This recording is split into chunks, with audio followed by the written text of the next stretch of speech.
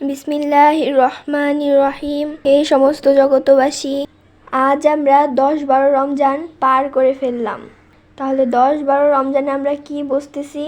আমরা এই জিনিসটাই বুঝতেছি, আমরা যখন 3 বেলা খাইতাম তখন আমাদের দ্বারা খারাপ চিন্তা, খারাপ দৃষ্টি এবং দেখা যায় খারাপ কর্ম আমরা দাবিত হইয়া যাইতাম। কেউ গালি দিলে তাকে উল্টো দিতাম, কেউ আমাকে থাপ্পড় দিলে আমিও তাকে গড়িয়েই মারতাম। তো এখন গড়িয়ে মারি না, খারাপ করি না। তার মানে আমার মধ্যে যে 6টা রিপু আছে সেইগুলো না খেয়ে থাকতে থাকতে এখন তারা আর শক্তি পায় না, যার ফলে এখন আমরা সুপথে আছি। সুন্দর ব্যবহার, অসুস্থ সেবা, টাইম টাইম আল্লাহ তাআলা সাধনা। তো এই হলো আমরা যে আল্লাহ 10-12 রমজান পার করেছি। এখন বোঝা যাচ্ছে যে অবশ্যই রোজা রাখার যে বিষয়, নামাজে ডোবা যাইতো না, এখন রমজান মাসে রোজা রেখে এখন নামাজে ডোবা যায়। একটা সময়ে যে আমরা নামাজে ডুবতে গেলে অন্য কিছু সামনে হাজির হইতো।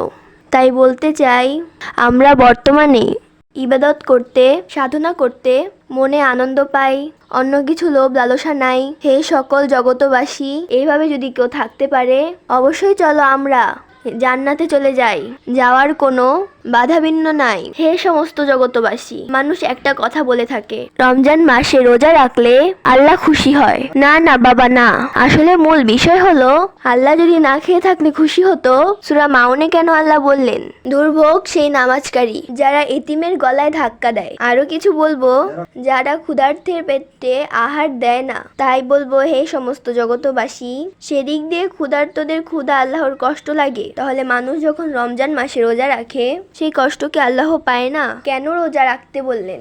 এই রোজা রাখার মূল উদ্দেশ্য হলো মানুষের 6 রিপুকে দমন করবে, মানুষের এই রিপু যেন কাজ করতে না পারে, মানুষের মধ্যে 6টা লতিফাকে জাগ্রত করবে এবং দেখা যায় সর্বদা জিকিরে থাকবে, রমজান মাসে রোজা রাখবে। তখন আস্তে আস্তে এই ঘটনাটি ঘটতে থাকবে, সেই মানুষটা দিন দিন ওলিয়া আউলিয়াদের পথে চলে যাবে। তাহলে কোন মানুষদেরকে আল্লাহ পুরস্কার দিবে বলেছে? হাদিস শরীফে আছে, রোজাদারদের পুরস্কার আল্লাহ নিজেই দিবেন। হে সমস্ত জগতবাসী, তাহলে আজকে কি বুঝলাম?